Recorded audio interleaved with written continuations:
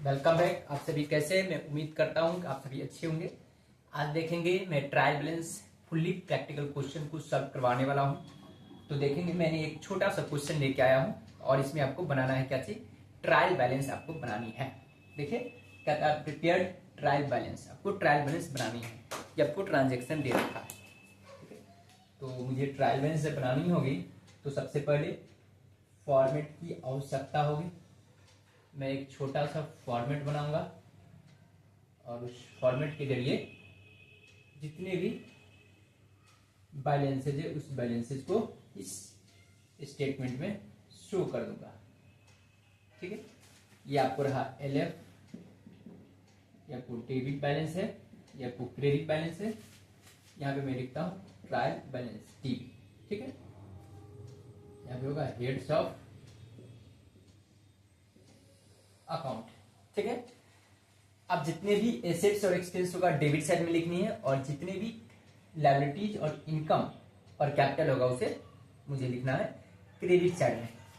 तो देखिए क्या है, कॉस्ट ऑफ गुड्स सोल्ड, यहाँ पे हो गया कॉस्ट ऑफ गुड्स सोल्ड, ये डेबिट में जाएगा 1,50,000। उसके बाद अपने लोग को क्या दिया हुआ, डेटर है, डेटर एसेट्स है, इसलिए मैं इस साइड लिखूंगा डेबिट साइड 60,000। फिक्स एसेट्स, चूंकि एसेट्स है, फिक्स्ड एसेट्स डेबिट साइड जाएगा, कितना है 50,000 है। एक्सपेंस है,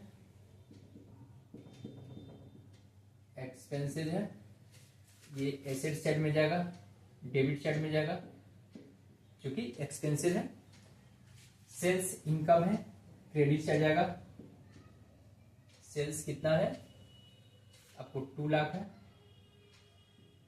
2, 3, 4, 5। उसके बाद कैपिटल है, कैपिटल भी जाएगा आपको क्रेडिट साइड। कैपिटल कितना है 91,000। ड्राइंग डेबिट साइड जाएगा, ड्राइंग 1,000। ओपनिंग स्टॉक मुझे यहां पे नहीं लिखनी है क्योंकि यहां पे ऑलरेडी लिख चुका है कॉस्ट ऑफ गुड्स सोल्ड। तो हमेशा याद रखेंगे जब भी क्वेश्चन में कॉस्ट ऑफ गुड्स सोल्ड होगा तो ओपनिंग स्टॉक और परचेज नहीं लिखनी है, क्योंकि opening stock plus purchase minus closing stock. तो opening stock plus closing stock लिखी होती है, मतलब ओपनिंग प्लस परचेज और माइनस क्लोजिंग। तो क्लोजिंग स्टॉक को यहाँ माइनस किया रहता है, इसलिए क्लोजिंग स्टॉक को लिखनी है, बट परचेज और ओपनिंग स्टॉक को नहीं लिखनी है। यहाँ इस क्वेश्चन में यही एक मेन कॉन्सेप्ट है। तो ओपनिंग स्टॉक को मुझे नहीं लिखनी है, सिर्फ लिखनी है क्लोजिंग स्टॉक को, ठीक है। तो यहां पे होगा क्लोजिंग स्टॉक, ठीक है। तो क्लोजिंग स्टॉक कितना है 40,000 है, ये हो गया। उसके बाद क्रेडिटर है, लायबिलिटी में जाएगा। क्रेडिटर्स कितना है 30,000, ठीक है ना। अब मैं इसको ऐड कर दूंगा, जो भी टोटल हो उसे मैं ऐड कर दूंगा और डेबिट और क्रेडिट इक्वल होगा। तो यहां पर ऐड कीजिए, ये हो जाएगा 3,21,000, 3,21,000 होगा, ठीक है। आई होप आपको समझ में आ रहा होगा बात। इसको मैं ऐड करूंगा 1.5 लाख, 2 10, 2 60, 2 60, 2 80, 2 90, नहीं ये 1,000 था ड्रॉइंग, 2 81 और 20, 2 3,21,000, 3,21,000। आई होप आपको बातें समझ में आ रही होगी। एक और मैं क्वेश्चन लाऊंगा और एक और क्वेश्चन आप लोगों को बताऊंगा ताकि आप लोगों को कॉन्सेप्ट और अच्छे तरीका से क्लियर हो जाए। तो देखिए मैंने दूसरा क्वेश्चन भी मैंने यहाँ पे लेकर आया हूँ। इस क्वेश्चन में देखेंगे क्या खासियत है। इस क्वेश्चन में कैपिटल नहीं दिया हुआ है, तो कोई भी ट्रांजेक्शन जब भी दिया रहेगा तो उसमें कैपिटल होना कंपलसरी होती है। यदि कैपिटल नहीं है तो यहाँ पे बैलेंस जो निकलेगा वो कैपिटल कहलाएगा। दूसरी बात, जब कोई पर्सन का नेम होगा, जैसे देखेंगे राजीव है और रावत, तो ये डेटर है या क्रेडिटर है। क्योंकि कोई पर्सन क्रेडिटर भी हो सकता है, क्योंकि जब हम जहां से गुड्स परचेज करके लाएंगे वो मेरे लिए लायबिलिटीज हुआ, क्रेडिटर हुआ। हो सकता है कोई पर्सन कस्टमर्स हो सकता है, जिसको हम लोग गुड्स क्रेडिट पे बेचते हैं। तो इसी को कैसे डिसाइड कर पाएंगे, तो हमेशा याद रखेंगे जब भी बैलेंस दिया होगा तो वहां डेबिट या क्रेडिट दिया रहेगा, जैसे ही नाम दिया रहेगा। तो देखेंगे यहाँ पर दिया होगा रावत दिया, इसका मतलब उसके यहाँ मेरा बकाया है, ये एसेट्स हुआ, इसलिए डेबिट करूंगा। फिर देखें राजीव है सीआर है, इसका मतलब इसको मुझे क्रेडिट करनी है, ये लायबिलिटीज होगा, इससे मैं गुड्स या कोई भी ट्रांजेक्शन क्रेडिट पे परचेज करके लाया होगा। आई होप आपको समझ में आ गया होगा। मैं एक क्वेश्चन सॉल्व करता हूँ, ये दूसरा, ये तो रहा आपको पहला, अब मैं दूसरा क्वेश्चन सॉल्व करता हूँ, ठीक है। इस तरह से ड्रॉ करेंगे, जिससे फॉर्मेट सेम होता है उसी तरह हम लोग बनाएंगे। यहाँ पर लिखता हूँ trial particular LF DR CR जो होता है वो आप लोग लिखेंगे, क्योंकि एक में मैंने लिख दिया हूँ, ठीक है। तो देखिए कैश, यहाँ पे मैं कैपिटल के लिए बैलेंस छोड़ देता हूँ, ठीक है। यदि बैलेंस नहीं हुआ तो कैपिटल नहीं कहलाएगा, इसको मैं बैलेंस छोड़कर चलता हूँ, क्योंकि लायबिलिटी साइड जाएगी capital, credit side. Bills receivable debit होगा 20,000। ओपनिंग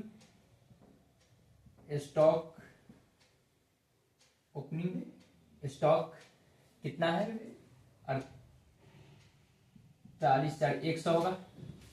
ट्रेड एक्सपेंस खर्चा है 5,000 डेबिट साइड में जाएगा। रावत डेबिट है, रावत DR है, ये आपको 14,000 जाएगा। फर्नीचर एसेट से डेबिट जाएगा, फर्नीचर एसेट से डेबिट जाएगा 42,000। बिल्स पेबल लायबिलिटी है,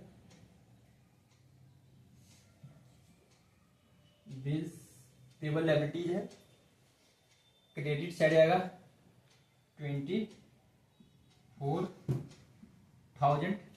राजीव CR है, क्रेडिट होगा, राजीव CR है, क्रेडिट होगा 38,200।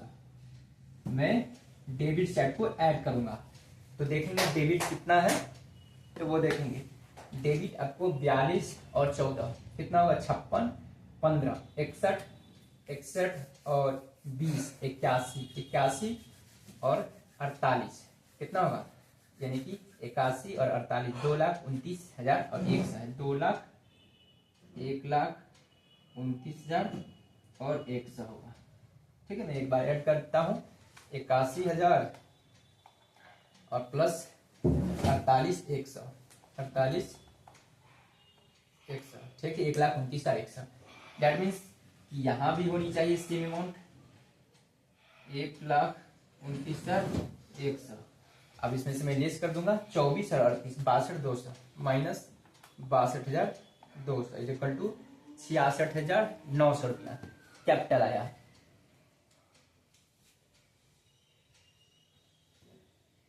कुछ अमाउंट छूटा गया, 48, 14, 31, 100, 31,100 छूट गया है cash at bank, 31,100 cash at bank छूट गया है। एक मिनट में यहाँ पे लास्ट में शो कर देता हूँ, कैश एट बैंक, यहाँ पे मैं लेता हूँ, यहाँ पे मैं लिख देता हूँ कैश एट बैंक, ये छूटा हुआ था आपको कितना, 31,100, मैं यहाँ पर शो कर देता हूँ 31,100।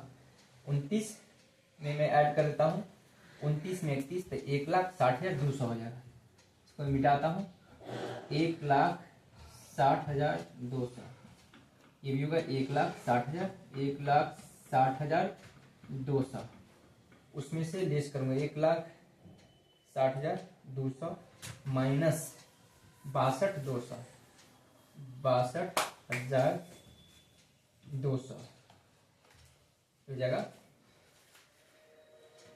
98,200। 98,000 बैलेंसिंग फिगर आ गया। 98,000 ये आपको निकल के आ गया बैलेंसिंग फिगर। आई होप आपको बातें समझ में आ गई होगी कि ट्रायल बैलेंस किस तरह से बनती है। Okay, bye bye, have a nice day to everyone.